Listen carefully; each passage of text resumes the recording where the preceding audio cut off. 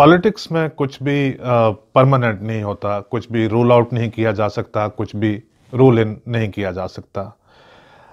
पिछले साल जिस तरह से बीजेपी ने महबूबा मुफ्ती के साथ वादा खिलाफी की, या महबूबा मुफ्ती की तरफ से एक मुमकिना वादा खिलाफी होते होते उसको प्रीएम्प्ट किया, जैसे बाद में पीडीपी ने क्लेम किया कि हम ही सरकार से निकलने वाले थे तो बीजेपी ने चलो पहल कर दी, या वो किया। उसके बाद से पीडीपी को मुसलसल राइट ऑफ किया जा रहा है कि पीडीपी की अब कोई पोजीशन बचने वाली नहीं है। लेकिन सियासत कब कहाँ कैसा मोड़ ले लेती है इसका कुछ पता नहीं। आज भी वैसे जो पीडीपी की हालत है वो तो वैसे ही थोड़ी कमजोरी नजर आ रही है, लेकिन कहीं आपकी सियासत का तारा कहाँ पे चमक रहा हो, उसमें कोई कैसे मदद कर रहा हो, इस बात का कोई पता नहीं होता। तो एनीवे उसके ऊपर हम थोड़ा देर से आएंगे, लेकिन पहले आज की एक इम्पॉर्टेंट डेवलपमेंट के बारे में डिस्कशन करते हैं। आप देख रहे हैं फर्स्ट ड्राफ्ट की ये ख़ास सीरीज़ जो सियासत और इंतखाबात के ऊपर है। आजकल मैं आपसे बात कर रहा हूँ ज़फ़र चौधरी। पिछले कुछ दिनों से कहा जा रहा था कि बात चल रही है नेशनल कॉन्फ्रेंस और कांग्रेस के दरमियान सीट शेयरिंग अरेंजमेंट के लिए कि जम्मू कश्मीर की जो 6 नशिस्तें हैं, लोकसभा कॉन्स्टिट्यूंसीज हैं, उनके ऊपर वो अपना एक अलायंस करना चाहते थे, शेयर करना चाहते थे सीट, ताकि वोट का डिवीजन बचा के ये दो पार्टीज 4-2 या 3-3 सीट्स किसी तरीका से ये हासिल कर लें। जब ये डिस्कशन चल रही थी तो दिल्ली में भी कुछ लीडर गए। उमर अब्दुल्ला साहब दिल्ली गए थे, वहाँ पे उनकी गुलाम नबी आज़ाद साहब के साथ मुलाकात हुई। उसके बाद कांग्रेस का, उससे कुछ रोज़ पहले कांग्रेस की जो तमाम स्टेट लीडरशिप है वो भी दिल्ली में थी। 2-3 दिन तक उन्होंने भी वहाँ पे डिस्कशंस की। तो लिहाजा ये हफ्ता भर से भी ज़्यादा दिल्ली में डिस्कशन चलती रही कि नेशनल कॉन्फ्रेंस के साथ सीट शेयरिंग कैसे की जाए। बात चलती गई, एक जगह आके बात डेडलॉक पे आ गई जब उमर अब्दुल्ला ने कह दिया उनको कि कश्मीर की 3 सीटों के ऊपर बिल्कुल किसी किस्म का कोई नेगोशिएशन नहीं हो सकती, वो नेशनल कॉन्फ्रेंस ही लड़ना चाहते हैं।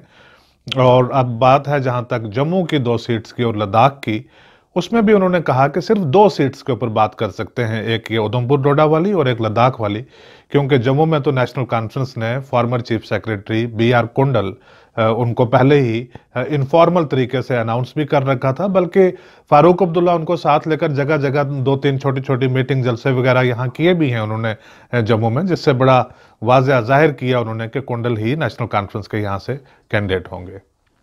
लेकिन अभी फाइनल नहीं आ रहा था। अब नेशनल कॉन्फ्रेंस ने 3 जगह से अपने कैंडिडेट कश्मीर से अनाउंस कर दिया, जिससे ऐसा लगता था कि कांग्रेस को लॉक आउट कर दिया कश्मीर से कि आपके लिए यहाँ पे आप कोई गुंजाइश हमारे साथ नहीं है, हम जम्मू की किसी सीट पे और लद्दाख की किसी सीट पे आपसे बात कर सकते हैं।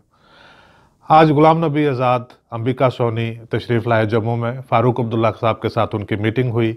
इससे पहले जो आखिरी खबर हमें नेशनल कॉन्फ्रेंस से मिलती थी वो ये थी कि नेशनल कॉन्फ्रेंस पार्लियामेंट्री बोर्ड ने यही फैसला लिया है कि अगर 1-2 सीट के ऊपर कांग्रेस के साथ बात होती है तो बेहतर है, वरना कश्मीर की तीनों सीट्स नेशनल कॉन्फ्रेंस ही कंटेस्ट करेगी।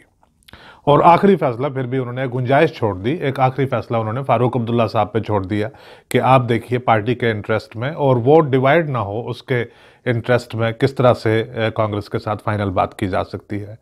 गुलाम नबी आज़ाद और अंबिका सोनी जम्मू आए, मुख्तसर सी कोई लगभग आधा घंटा की मीटिंग उन्होंने फारूक अब्दुल्ला के बाद की और उसके बाद उन्होंने अनाउंस किया कि सीट शेयरिंग अरेंजमेंट क्या होगा।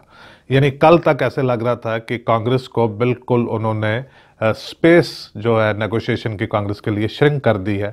मुझे समझ नहीं आती कि गुलाम नबी आज़ाद क्या जादू की छड़ी लेकर आए, उन्होंने आकर बात की यहाँ पे। तो फाइनल अब जो अनाउंसमेंट है वो उनकी ये है कि श्रीनगर की सीट पे फारूक अब्दुल्ला कंटेस्ट करेंगे, यानी नेशनल कॉन्फ्रेंस को गई। जम्मू की 2 सीट्स जहां पे एक पे BR कुंडल को नेशनल कॉन्फ्रेंस ने लगभग महीने भर से उनकी मार्केटिंग कर रहे थे जगह जगह की वो लड़ रहे हैं इलेक्शन, उसके समेत दोनों सीट जम्मू की उन्होंने कांग्रेस को दे दी, जहां पे नेशनल कॉन्फ्रेंस कॉन्टेस्ट नहीं करेगी।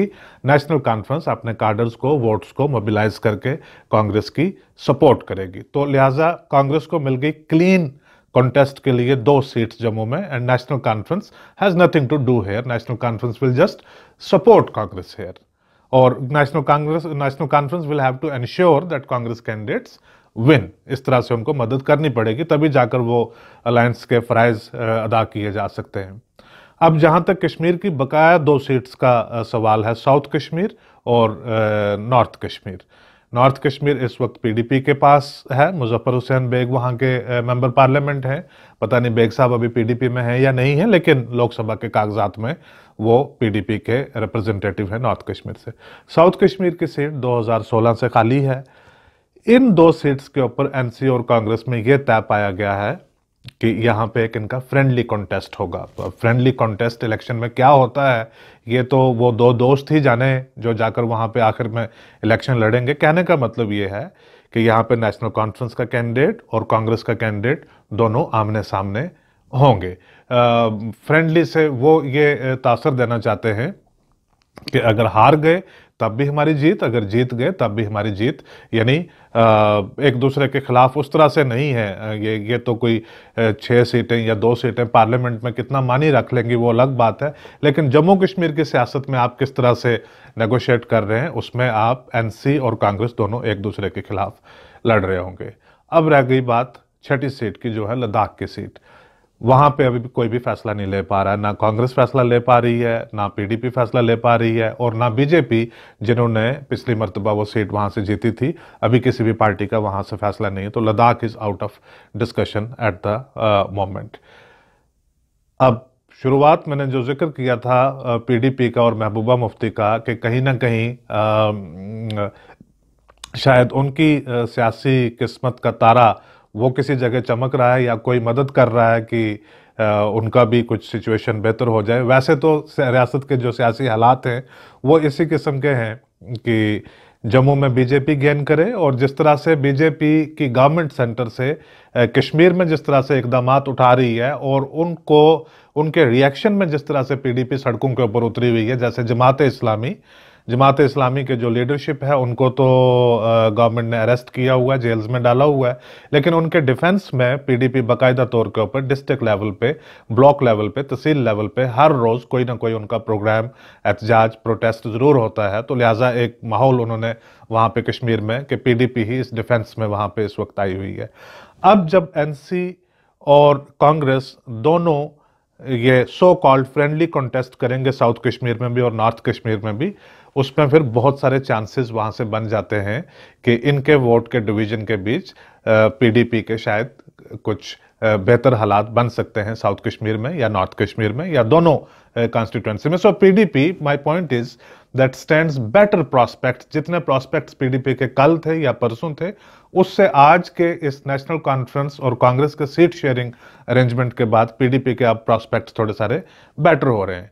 आर्ग्यूमेंट ये है कि कोई पीडीपी को वोट क्यों दिलाएगा इन दोनों कॉन्स्टिट्यूएंसीज में से, और जब नेशनल कॉन्फ्रेंस और कांग्रेस के लोग हैं, आप नेशनल कॉन्फ्रेंस कार्डर्स को जाके कैसे समझाएंगे कि ये फ्रेंडली कॉन्टेस्ट है भाई साहब, यहाँ पे कांग्रेस के कैंडिडेट वीक हैं, आप इनको वोट मत डालिए, आप हमारे कैंडिडेट को वोट डालिए। या कांग्रेस कैसे किसी को बताएंगे कि आप एनसी को मत डालिए, हम जीत रहे हैं, वो तो फ्रेंडली कॉन्टेस्ट है, वो तो दोस्त हैं हमारे, लेकिन जीतने वाले हम हैं।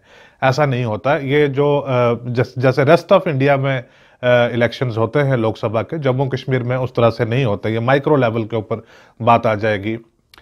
यहाँ पे अभी असेंबली के इलेक्शंस होने हैं, वो शायद अगले 2 महीने में, 4 महीने में या 6 महीने में, ये नहीं होने हैं, अब पता नहीं एग्जैक्टली कब हो जाएंगे वो, लेकिन असेंबली के इलेक्शंस होने हैं। हर एक local candidate assembly constituency level के ऊपर, जब उसका एक पार्टी का कैंडिडेट लोकसभा इलेक्शन लड़ रहा है, पार्टी की तरफ से डायरेक्शंस कुछ भी हों, उसकी पूरी कोशिश रहती है कि मेरी पार्टी का कैंडिडेट मेरी कॉन्स्टिट्यूएंसी से ज्यादा वोट हासिल करे लोकसभा इंतखाबात में, असेंबली कॉन्स्टिट्यूएंसी से वो ज्यादा वोट हासिल करे as compare to the other parties candidate. उसका एक सिंपल सी बात होती है कि लोकसभा इलेक्शन ओवर होंगे, असेंबली इलेक्शन में उस एस्पिरेंट ने, उस जो ख्वाहिश रखता है असेंबली इलेक्शन लड़ने का, उसने अपने टिकट का क्लेम करना है। जब उसने लोकसभा इलेक्शन में अपनी पार्टी को अच्छे वोट दिलाए होंगे वहां से, तो वो बताएगा कि देखिए मेरी पोजीशन कितनी बेहतर है और मुझे यहां से टिकट मिलनी चाहिए। उसके बाद वो इलेक्शन जीतता है, वो एस्पायर करता है, उसकी ख्वाहिश होती है कि उसको मिनिस्टर भी बनना है। अगर उसने लोकसभा में परफॉर्मेंस अच्छी दी है तो वो आगे बता सकता है कि देखिए ये लगातार मेरी परफॉर्मेंस अच्छी आती आ रही है। इस हाइपोथेसिस को भी हम किनारे रखते हैं, इसको भी रहने देते हैं हम। अभी कोई भी कैंडिडेट असेंबली कॉन्स्टिट्यूएंसी लेवल के ऊपर जब लोकसभा इलेक्शन में अपनी शमूलियत करता है कि उसको देखना है कि मेरे कैंडिडेट को, पार्टी के कैंडिडेट को मेरे इलाके से कितने वोट मिल जाते हैं, तो उसकी ये कोशिश जरूर रहती है कि यहां से ज्यादा वोट उसको हो, ताकि मेरे हक में एक बेहतर माहौल बन सके और अगले असेंबली इलेक्शन लड़ने के लिए। यानी अगर वहां से दूसरी पार्टी का कैंडिडेट ज्यादा वोट ले जाता है, तो जब असेंबली इलेक्शंस आएंगे तो इस कैंडिडेट की, इस पार्टी के कैंडिडेट की पोजीशन पहले से ही खराब हो रखी होगी। तो लिहाजा इस किस्म का कॉन्टेस्ट वहां पे होगा एनसी और कांग्रेस के बीच में, और जिसका फायदा पीडीपी को मिल सकता है। एक ताज़ा मिसाल हमारे पास यहाँ पे है। 2004 में पीडीपी और कांग्रेस की कोलिशन गवर्नमेंट थी जम्मू कश्मीर में, मुफ्ती सईद चीफ मिनिस्टर थे, और 2004 में लोकसभा के इलेक्शंस हो गए। तो इन्होंने इसी तरह से, पीडीपी और कांग्रेस ने उस वक्त उन्होंने कहा कि नॉर्थ कश्मीर में, कांग्रेस की एक हमने देखा है कि कोशिश रहती है इनकी जीतें या हारें, लेकिन कश्मीर में इनकी इलेक्टोरल पार्टिसिपेशन वो ज़रूर रहनी चाहिए। खास करके ये जो नॉर्थ कश्मीर वाली सीट है, इसको 67 में भी, 71 में भी ये कांग्रेस ने सीट जीती है, और उसके बाद नेशनल कॉन्फ्रेंस लगातार जीतती आई है। लेकिन 96 में जब नेशनल कॉन्फ्रेंस ने लोकसभा इलेक्शंस को बाइकआउट किया था, तो तब वहां से गुलाम रसूल कार, कांग्रेस के कैंडिडेट, वहां से जीतकर आ गए थे। फिर दोबारा से ये नेशनल कॉन्फ्रेंस के पास आ गई, इससे 2014 तक जब मुजफ्फर बेग ने ये सीट हासिल की है। तो 2004 में रोलिंग अलायंस आपके पास है पीडीपी का और कांग्रेस का। कांग्रेस ने इंसिस्ट किया, कांग्रेस का एक इमोशनल कैपिटल मानते हैं बारामूला लोकसभा कॉन्स्टिट्यूएंसी को, उन्होंने इंसिस्ट किया कि हमें किसी भी कीमत पे यहाँ पे इलेक्शन लड़ना ही लड़ना है। तो अब पीडीपी ने कहा कि हम भी छोड़ नहीं सकते पीडीपी, क्योंकि पहली बार पावर में आई थी, 2 साल ही अभी हुए थे पावर में आए हुए, तो वो पहला इलेक्शन नहीं छोड़ना चाहते थे। तो उन्होंने कहा हमने भी लड़ना है। होता क्या है कि लोकसभा इलेक्शन जब होते हैं तो आप अपना एजेंडा लेकर, अपना मंशूर लेकर, अपना चुनाव चिन्ह लेकर, अपनी बात लेकर आप जगह जगह जाते हैं, तो आपका एक पॉलिटिकल सर्वाइवल है, एक फ्रेशनेस आपकी जो है वो बनी रहती है। उस सूरत में कई बार आपको ये लगता है कि ये यकीनन तौर के ऊपर हम ये सीट हार रहे हैं, लेकिन हमें इसमें कॉन्टेस्ट ज़रूर करना ही करना है। तो लिहाजा इस कॉन्टेक्स्ट में इन्होंने फैसला लिया कि फ्रेंडली इलेक्शन, फ्रेंडली कॉन्टेस्ट हम करेंगे नॉर्थ कश्मीर की सीट पे। So Congress and PDP, they contested a friendly election in north Kashmir, और एडवांटेज उसको मिल गई नेशनल कॉन्फ्रेंस को। नेशनल कॉन्फ्रेंस ने वो सीट जीत ली, और नेशनल कॉन्फ्रेंस के लिए ये बहुत एक इम्पॉर्टेंट डेवलपमेंट होगी, क्योंकि उन्होंने हाल ही में 2002 में एक बड़ी पोजीशन से वो नीचे आए थे। लगभग 60 सीटें उनकी असेंबली में थी, वहाँ से वो 28 पे आ गए। वोट के साथ पहली बार वो आउट ऑफ पावर हुए। उमर अब्दुल्ला साहब खुद इलेक्शन 2002 का असेंबली इलेक्शन हार चुके थे। जब ये सीट उनको बारामूला की वहाँ से मिल गई, तो उनका वो रिवाइवल हो गया। ऐसी कुछ पॉसिबिलिटी हो सकता है नेशनल कॉन्फ्रेंस और कांग्रेस का अलायंस अब की बार पीडीपी को भी ऑफर कर सकता है। So this is an analysis on the basis of how things look like as of today. अब जैसे बात आगे बढ़ती है तो देखते हैं कि कॉन्टेस्ट कितना दिलचस्प होता है। आज का ये एपिसोड देखने के लिए आपका बहुत शुक्रिया।